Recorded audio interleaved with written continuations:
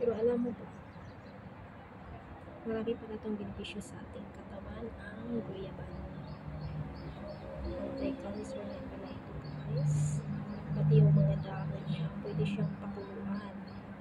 Tapos inumin. Gamot din siya pang yung nagtatay siya. Yun yung inumin mo, gawin mo tubig.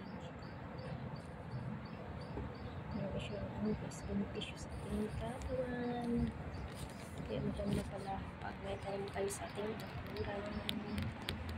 Kasi may tanim kami dito guys.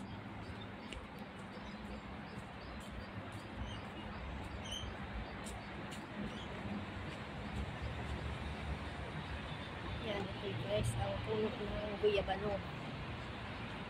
Marami siyang bunga.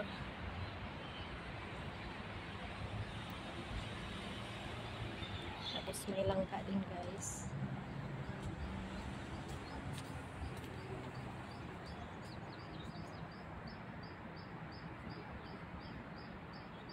Ito yung ating iti-trim natin yan guys. Tapos nag-ano din ako, nag-mower sa ground. Kasi medyo makapal na, kaya yun yung mower ko. Huminto muna ako kasi kumakain ako guys. Nagluto ako ng isda.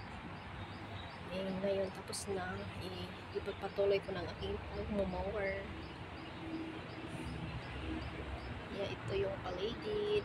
May maraming tanim yan. Ano yan?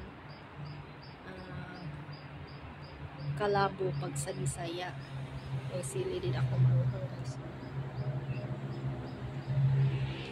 Yun po mga sili din. Tapos luya. Tapos papaya. So guys, thank you for watching.